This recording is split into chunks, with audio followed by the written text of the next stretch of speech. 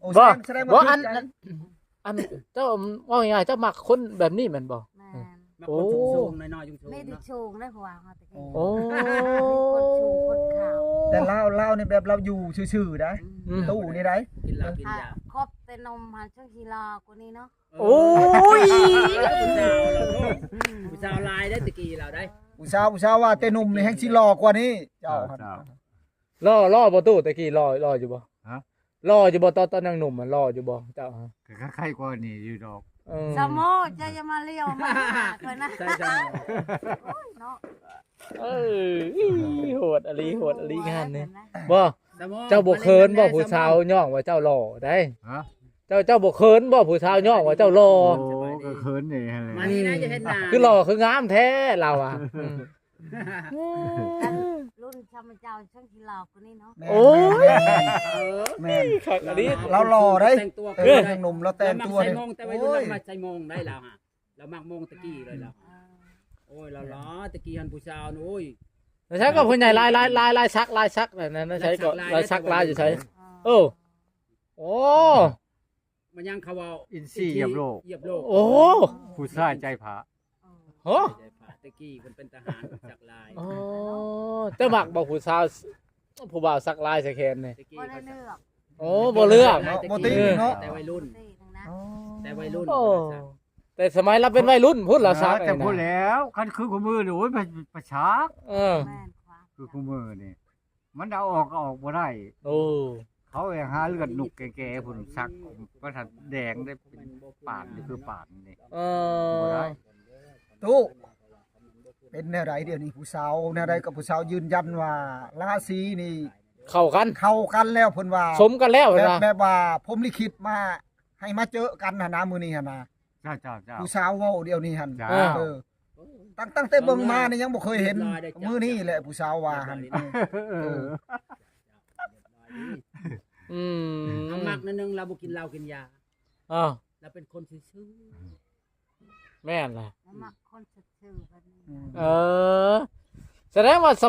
สเปคของเจ้ามันกับอันพญามีถือว่าถูกหมดแม่นบ่เจ้ามักหมดแม่นบ่ ๆหมดความสูงความยาวอะได้ใจเลย อืม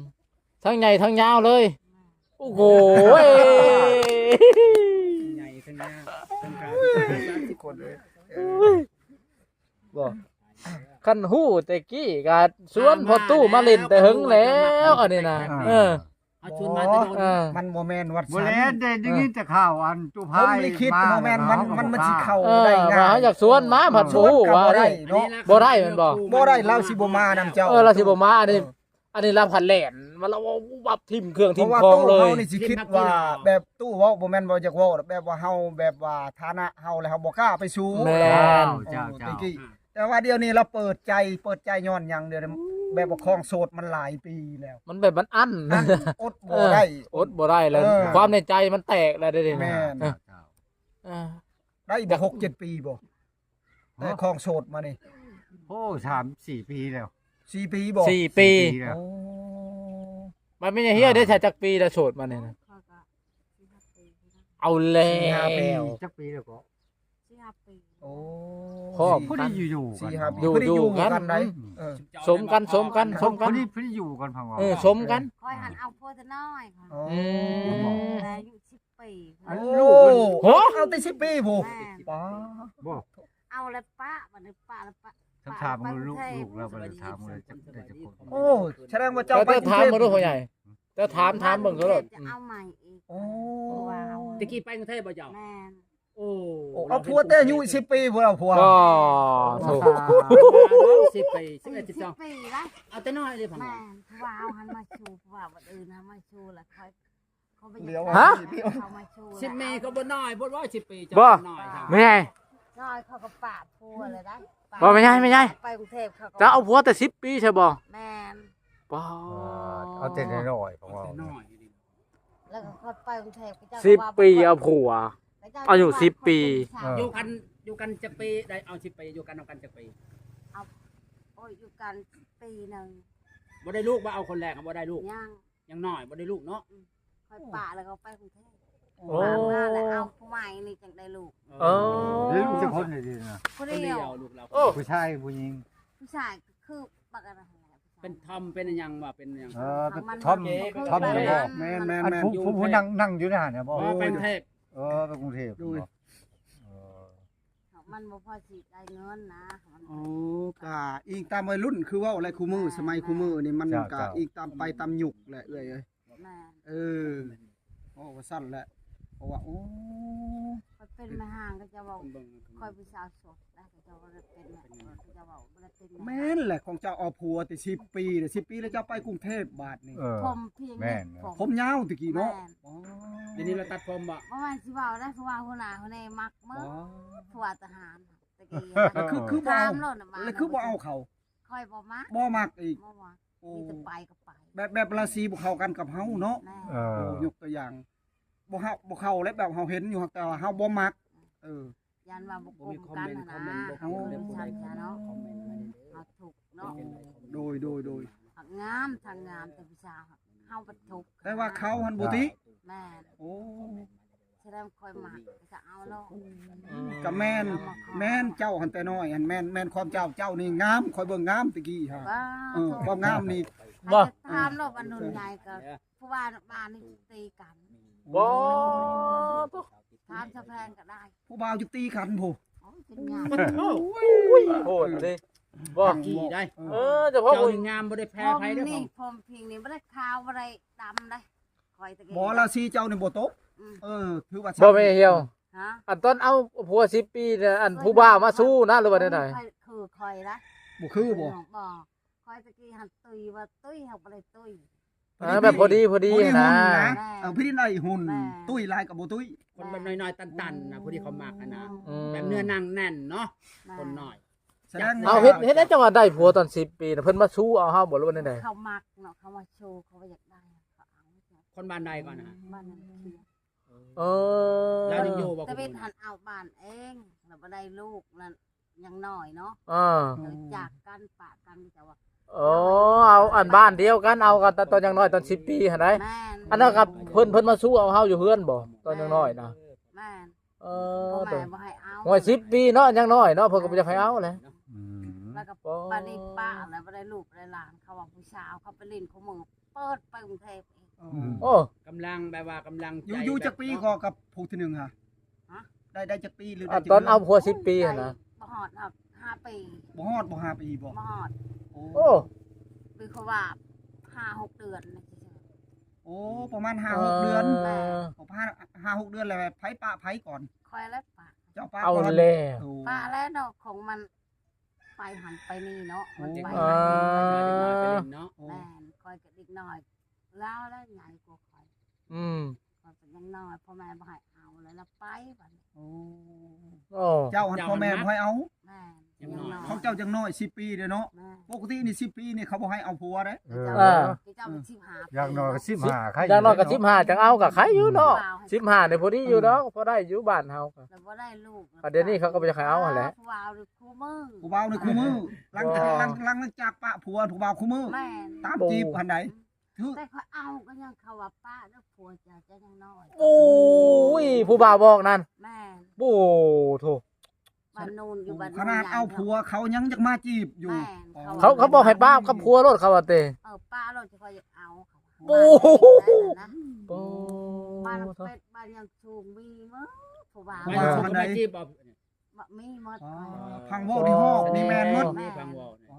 แต่เก่าในชนิด แล้วเขาตีกันนะตอนนั้นบอกเขาตีญาติผู้ชายหัน แม่ อ๋อ ที่ดิช่างนี่ยามดิช่างตะกี้เนาะเขาไม่ได้ตี เขานอนหน้าเนาะผู้ชายตะกี้เนาะ มี ตี แต่ เขา ผู้บ่าวแล้วตีให้ โอ้ ว่ามาตีเขา แสดงว่ามีแต่ผู้บ่าวมาตีเขา อันรุ่นนั้นฮะที่เข้าซอยผู้สาวเด้อเนาะ เขาจะคอยบนลงคอยบนลงหาเขาจีกโลดเงินตาม เขาจีกเงิน แม่นก็คืนนะตอนเช้าตื่นป้าพอเขาว่าอีนั่งเขาจะจีกเงินเอาไว้ยังว่าเขาลุยหรือว่าวะไม่ใช่ชูเลย บ่อันเข้าจีนะเข้าจีเผื่อเนี่ยเขาเฮ็ดใส่เฮาบ่รู้นั่น และ น่ะ และหยาดกันผู้บ่าวเนาะ เออ จันทร์มันเจ้าจะคอยกันนอนเที่ยงเชยเขาก็ตีเขาอยู่ตลาดอาจจะคอยจะให้ตีเดี๋ยวก็จะหมักเนาะ แสดง เจ้า ว่า ผู้เดียวว่าผู้ชายมีจะไปจะคนอยู่นำกันเจ้า ช่องคนนอนคอยเอาพวกอ่ะพวก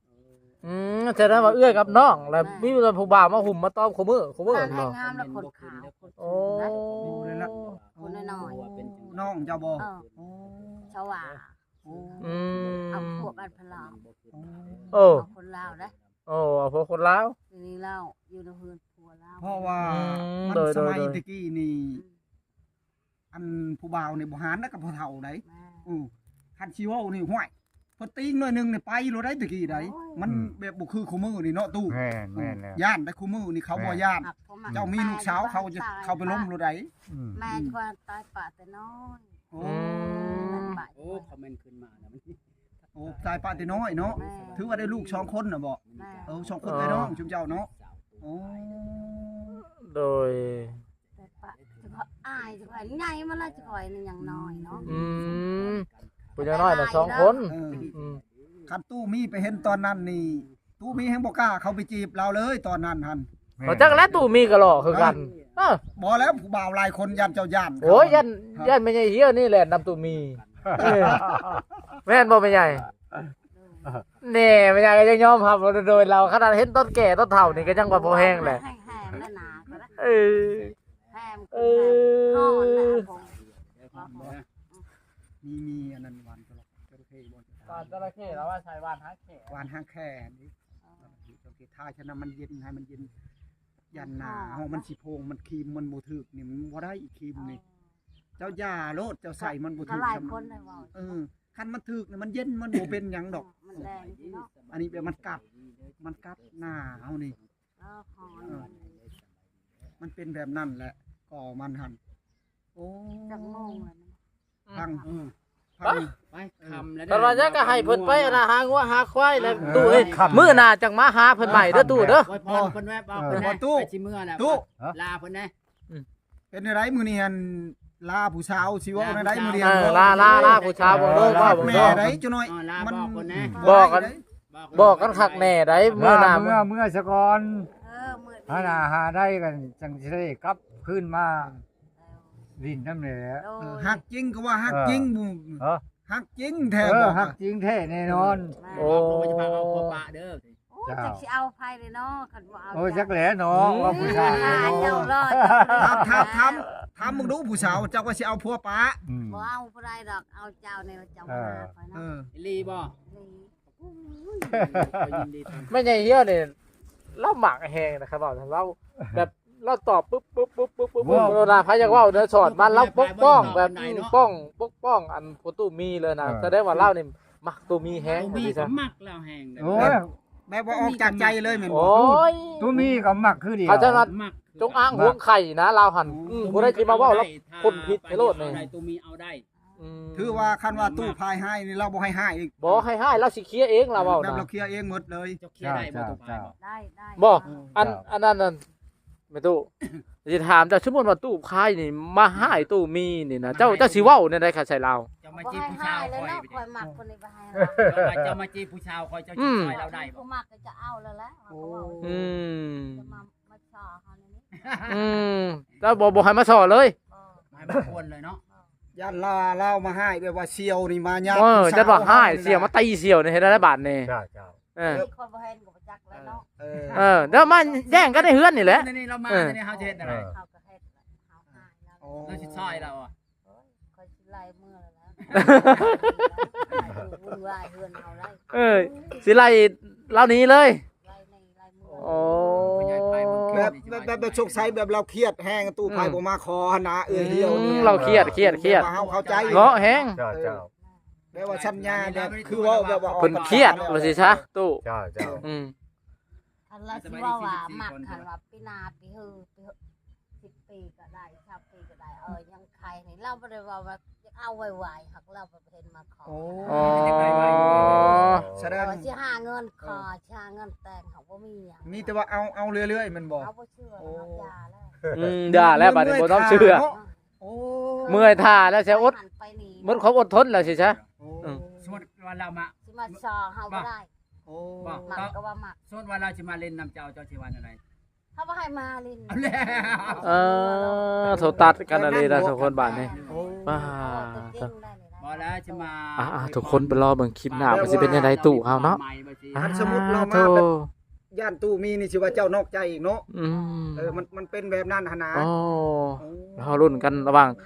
ตู้มีตู้พายทุกคนผู้ใดสิชนะผู้ใดสิได้ใจอันแม่ตู้เหี่ยวว่าสิซะ ตัวเหี่ยวมีสิทธิ์เลือกเอง แม่นตู้เหี่ยวสิ เลือกเอง อันนั้นมีสิทธิ์เลือกบาด แม่ นี้ นเพราะว่าตู้พิษตู้เหี่ยวนี่มีสิทธิ์เลือกทุกคนเรามีสิทธิ์เลือกแบบ แม่ ว่าน สิปกป้อง เป็นผู้หญิง ปกป้องผู้ใดว่าสิซะ ปกป้องตู้มี อ่า เออ ตู้มีนี่พร้อมสู้บ่เพื่อตู้เหี่ยวนี่สู้อยู่บ่ สิบ่ท่อบ่ บ่ท้อบ่